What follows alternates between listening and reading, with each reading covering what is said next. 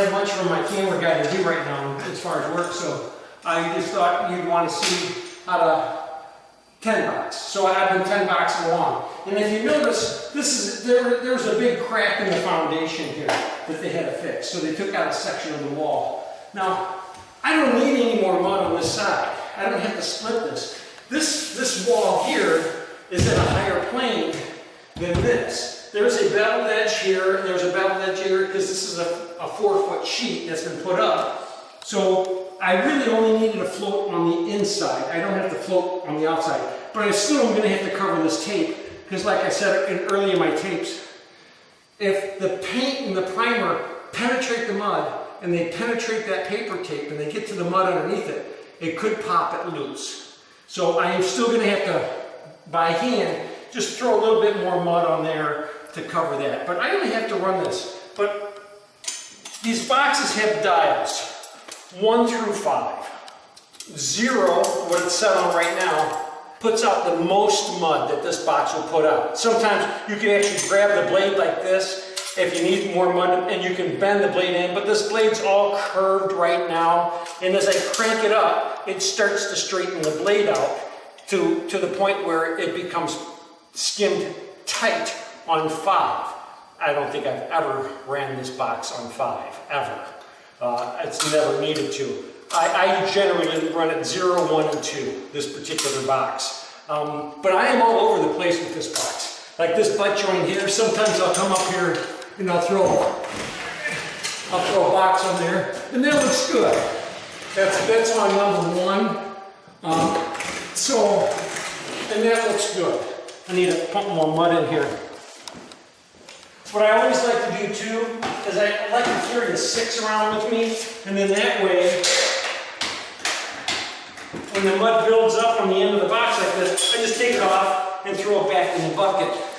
So I always like to try to carry a 6 with me.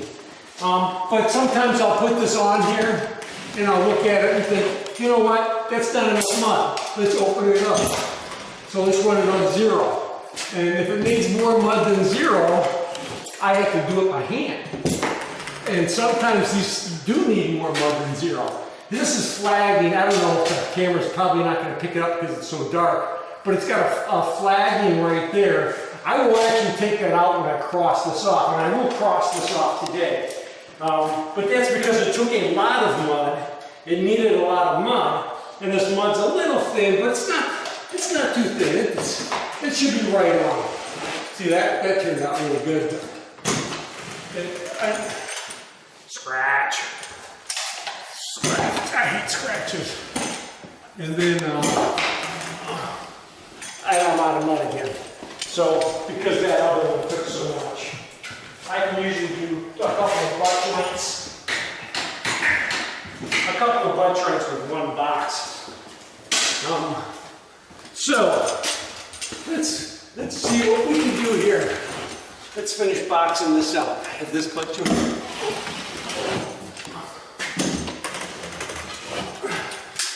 I put this on 2 now because I've got a seam here.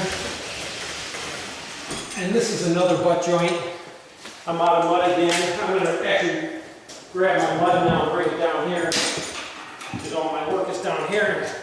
I'm getting old and I don't like to walk that far anymore. And I'm going to crack this to 1 again and see how this looks. Actually, that looked pretty good. Maybe cover it one more time. Yep, that looks pretty good.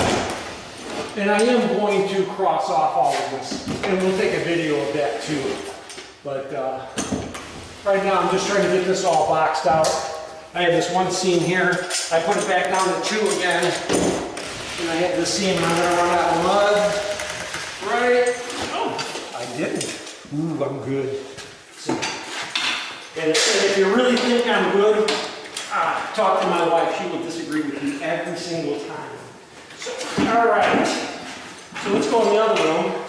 I'm just about out of mud, but then I'll show you the seams. Somebody asked me one time, do you just go right over the light cans? No. I try to do that on the ceilings the mud just falls right down on my face. So what I like to do, since I have these light cans here, is I kind of like to do this. And I just kind of go into them a little bit that direction. And then I can come back this direction and go this way, like this. I want to show you a couple of things on these ceilings. So if you can see them really close, I have got tape that's shining through right there. So I'm about to crank this down so I leave more mud to try to make that disappear. See how that just disappeared? It's gone now. And here, I've got a really high spot. And when you have a really high spot and the blade hits it, it leaves a black mark. I'm going to have to tap that in and mud that up because of this little black spot that you see that the blade caused. So, well, that's about all I've got. Let me get back to work. I don't have that much left to do here. You guys have a great day. Hey, I want to thank you for watching. I hope it's educational. I hope you've learned something. So if you really like what you see, please subscribe.